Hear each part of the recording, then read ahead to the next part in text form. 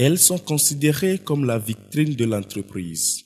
Les assistantes de direction, communément appelées secrétaires, sont devenues de nos jours incontournables au sein d'une entreprise. Elles ont de multiples fonctions, dont la primordiale est la gestion du planning et du rendez-vous du directeur. Elles jouent aussi le rôle de courroie entre le premier responsable et les responsables des autres départements. L'accueil des visiteurs fait aussi partie de leur cahier de charges. Le ou la secrétaire de direction est ce collaborateur qui est généralement appelé le bras droit d'un responsable d'entreprise et qui en fait va assister ce responsable à mieux gérer son agenda, à mieux filtrer ses contacts et à mieux organiser les activités quotidiennes de l'entreprise. Le secrétaire prend soin de l'entreprise, du calendrier de son patron, de toutes les tâches dans l'entreprise. Elle prend soin des réunions, des stages, tout ce qu'il y aura à faire dans l'entreprise, surtout l'accueil. Un secrétaire de direction est une personne qui met de l'ordre dans l'entreprise, qui accueille les clients.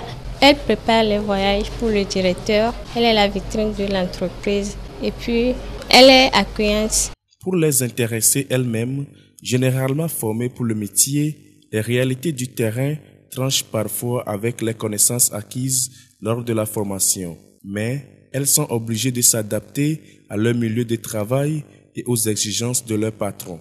Les secrétaires gèrent l'agenda du DG, la réception de courriers, la réception de téléphones, les appels téléphoniques, mais essentiellement pour la société GER, qui est une société de génie civil.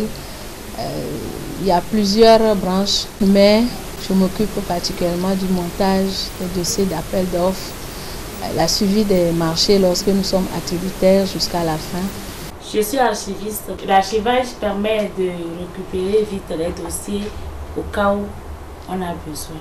Si un dossier se perd aussi, cela me permet de vite retrouver les données correspondantes. L'assistanat de direction est de nos jours un métier prisé et les centres de formation ne déremplissent pas. Mais sur le terrain, le constat est là. Il n'existe presque pas d'hommes dans le domaine. Selon les formateurs, les explications sont d'ordre historique et culturel. Le secrétariat est né en Égypte chez les pharaons. Donc, originellement, le secrétariat était masculin.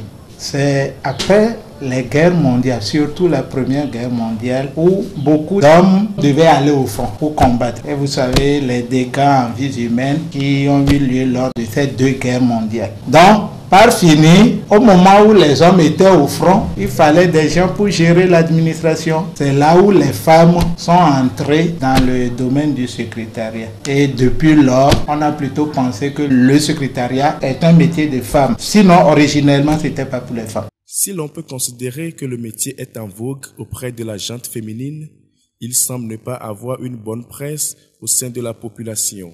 Les relations quelquefois ambiguës qui existeraient entre certaines assistantes de direction et leurs patrons leur valent tous les noms d'oiseaux, et surtout dans le cas où le patron est marié.